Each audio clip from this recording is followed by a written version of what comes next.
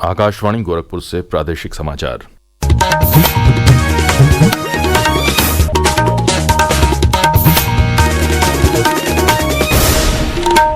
नमस्कार। समाचार बुलेटिन के साथ मैं विकास राय। पहले मुख्य समाचार। प्रधानमंत्री नरेंद्र मोदी ने राष्ट्रपति के अभिभाषण पर राज्यसभा में धन्यवाद प्रस्ताव का दिया जवाब। कहा, उनकी सरकार के विकास के मॉडल में राष्ट्र प्रथम है। प्रयागराज महाकुंभ में 39 करोड़ 74 लाख से अधिक श्रद्धालु कर चुके हैं पवित्र स्नान। महाशिवरात्रि पर गंगा स्नान के लिए वाराणसी पहुंचने लगे प्रमुख अखाड़ों के सन्यासी। प्रयागराज में हुआ जनजातीय युवा कुंभ का आयोजन। देश भर से 8,000 से अधिक आदिवासी युवाओं ने लिया हिस्सा। और नई दिल्ली में 10 फरवरी को परीक्षा पे चर्चा कार्यक्रम का होगा आयोजन। विद्यार्थियों से संवाद करेंगे प्रधानमंत्री।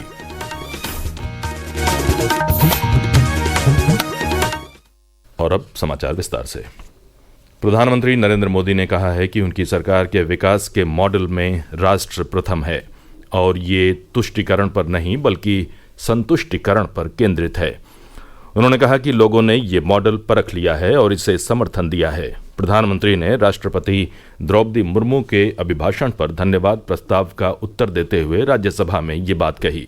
थोड़े को अगर मुझे एक शब्द में कहना है तो मैं ये कहूंगा, नेशन फर्स्ट। इसी एक उम्दा भावना और समर्पित भाव से हमने लगातार अपनी नीतियों में, अपने कार्यक्रमों में, हमारे वाणी में, वर्तन में इसी एक बात को मानदंड मान करके देश की सेवा करने का प्रयास किया है।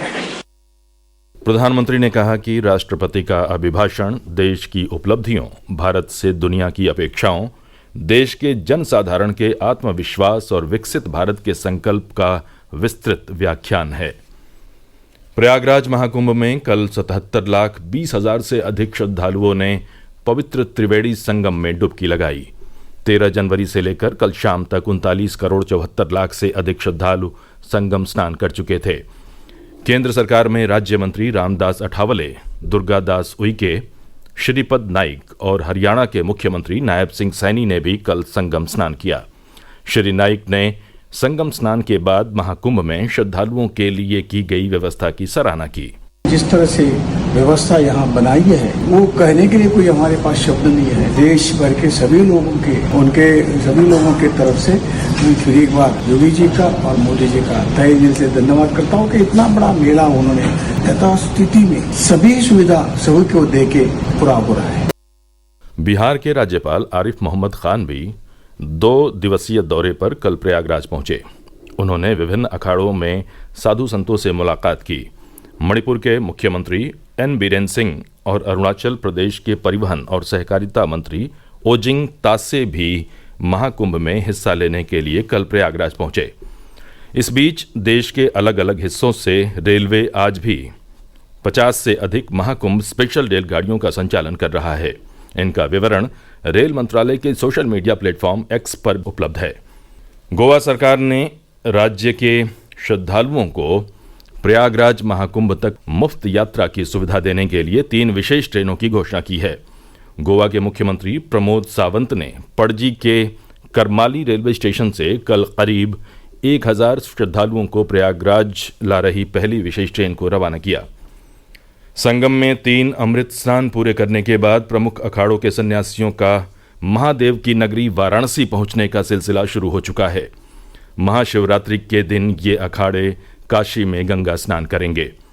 परंपरा के अनुसार कई अखाड़े कुंभ का समापन काशी में करते हैं। उधर प्रयागराज महाकुंभ में हो रही भीड़ को देखते हुए वहां के जिला बेसिक शिक्षा अधिकारी ने विद्यार्थियों को आवागमन की असुविधा से बचाने के लिए कक्षा 1 से 8वीं तक के सभी स्कूलों में आज से 12 फरवरी तक ऑनलाइन कक्षाएं चलाने का आदेश जारी किया है। प्रादेशिक समाचार आप आकाशवाणी गोरखपुर से सुन रहे हैं। ये समाचार बुलेटिन हमारे YouTube channel AIR news Gorakhpur और एक्स हैंडल AIR न्यूज़_GKP पर भी उपलब्ध है। महाकुंभ 2025 से जुड़ा हर अपडेट अब आपको मिलेगा कुंभवाणी पर।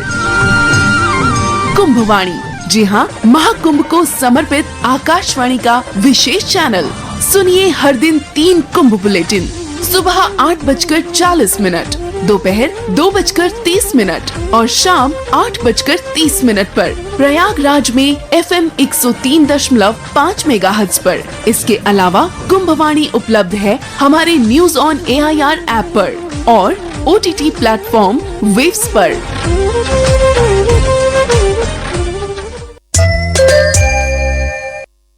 प्रयागराज महाकुंभ में जनजातीय सांस्कृतिक समागम के तहत कल जनजातीय युवा कुंभ का आयोजन किया गया। इसमें देश भर से 8,000 से अधिक आदिवासी युवाओं ने हिस्सा लिया।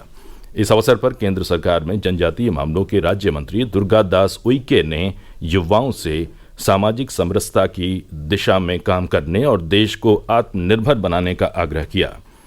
कार्यक्रम के दौरान विभिन्न राज्यों के 25 युवाओं को सम्मानित किया गया, जिन्होंने आदिवासी समुदाय के लिए बेहतर काम किया है। एक रिपोर्ट।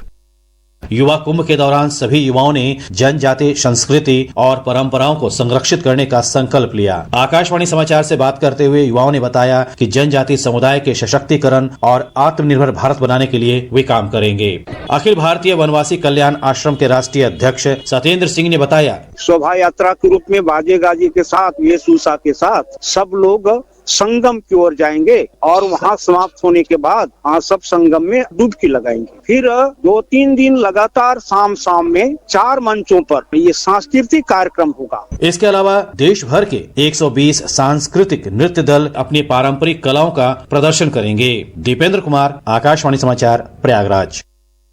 देश में 3 नए आपराधिक कानूनों के बारे में लोगों को जागरूक करने के लिए प्रयागराज महाकुंभ मेले में एक डिजिटल प्रदर्शनी लगाई गई है। यह कानून है भारतीय न्याय संहिता, भारतीय नागरिक सुरक्षा संहिता और भारतीय साक्ष्य अधिनियम।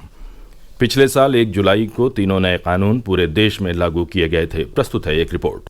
महाकुंभ मेला सिर्फ आस्था का ही केंद्र नहीं है, बल्कि श्रद्धालुओं को उनसे जुड़ी कानूनी अधिकारों और न्याय के संबंध में जानकारी पहुंचाने का माध्यम भी बन गया है। केंद्र सरकार और उत्तर प्रदेश सरकार ने 3 नए कानूनों के बारे में जागरूकता बढ़ाने के लिए मेला क्षेत्र में अलग अलग स्टॉल लगाए हैं। उत्तर प्रदेश पुलिस के हेड ऑपरेटर ओम कुमार गुप्ता ने आकाशवाणी समाचार से बात करते हुए कहा कि वे जनता को बहुत ही सरल भाषा में नए कानूनों के बारे में जानकारी दे रहे हैं। कलाकार मुन्ना लाल यादव ने आकाशवाणी को बताया कि वे नुक्कड़ नाटक के माध्यम से लोगों को उनके अधिकारों और 3 नए कानूनों के संबंध में जागरूक कर रहे हैं। भारत की न्याय प्रणाली को और अधिक पारदर्शी, कुशल और आधुनिक समाज की आवश्यकताओं को ध्यान में रखते हुए इन 3 नए कानूनों को लागू किया गया है। दीपेंद्र कुमार, आकाशवाणी समाचार, प्रयागराज।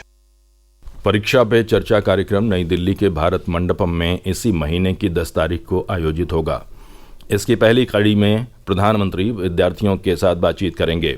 इस कार्यक्रम का सीधा प्रसारण दूरदर्शन, स्वयं प्रभा, प्रधानमंत्री कार्यालय के YouTube चैनल और शिक्षा तथा सूचना और प्रसारण मंत्रालयों के सोशल मीडिया चैनलों पर किया जाएगा। एक रिपोर्ट। परीक्षा पे चर्चा एक संवादात्मक कार्यक्रम है जिसमें भारत तथा विदेशों के शिक्षक, विद्यार्थी और अभिभावक प्रधानमंत्री के साथ चर्चा करते हैं तथा जीवन को एक उत्सव के रूप में मनाने के लिए परीक्षा के तनावों से उबरने को लेकर सकारात्मक बातचीत करते हैं। इस कार्यक्रम के लिए एक ऑनलाइन प्रतिस्पर्धा के जरिए 6 से 12वीं कक्षा के विद्यार्थियों, शिक्षकों और अभिभावकों का चयन किया जाएगा। इस वर्ष मंत्रालय को विद्यार्थियों, शिक्षकों और अभिभावकों के 3.5 करोड़ से अधिक भागीदारों के आवेदन प्राप्त हुए हैं। आकाशवाणी समाचार कक्ष से वेद प्रकाश पाठक। शिक्षा मंत्रालय ने कहा है कि परीक्षा पर चर्चा कार्यक्रम के नए प्रारूप में विभिन्न क्षेत्रों के प्रतिष्ठित व्यक्तित्व भी विद्यार्थियों के साथ बातचीत करेंगे और अपने अनुभव तथा ज्ञान साझा करेंगे। इस कार्यक्रम में प्रत्येक राज्य और केंद्र शासित प्रदेश से 36 विद्यार्थियों का चयन विभिन्न स्कूलों से किया गया है। इस कार्यक्रम का 8वां संस्करण 8 एपिसोड के एक नए प्रारूप में आयोजित किया जाएगा। राजभवन में आज से 3 दिवसीय प्रादेशिक फल, शाक भाजी एवं पुष्प प्रदर्शनी शुरू हो रही है। इस प्रदर्शनी में 1774 प्रतिभागी हिस्सा ले रहे हैं। प्रदेश की राज्यपाल आनंदीबेन पटेल की प्रेरणा से प्रतिवर्ष ये प्रदर्शनी बसंत ऋतु में आयोजित की जाती है। इसे देखने के लिए लोग राजभवन के द्वार संख्या 1 से प्रवेश कर सकेंगे। और अंत में मुख्य समाचार एक बार फिर। प्रधानमंत्री नरेंद्र मोदी ने राष्ट्रपति के अभिभाषण पर राज्यसभा में धन्यवाद प्रस्ताव का दिया जवाब। कहा, उनकी सरकार के विकास के मॉडल में राष्ट्र प्रथम है। प्रयागराज महाकुंभ में 39 करोड़ 74 लाख से अधिक श्रद्धालु कर चुके हैं पवित्र स्नान। महाशिवरात्रि पर गंगा स्नान के लिए वाराणसी पहुंचने लगे प्रमुख अखाड़ों के सन्यासी। प्रयागराज में हुआ जनजातीय युवा कुंभ का आयोजन। देश भर से 8,000 से अधिक आदिवासी युवाओं ने लिया हिस्सा। और नई दिल्ली में 10 फरवरी को परीक्षा पे चर्चा कार्यक्रम का होगा आयोजन। विद्यार्थियों से संवाद करेंगे प्रधानमंत्री। इसी के साथ ये समाचार बुलेटिन समाप्त हुआ। नमस्कार।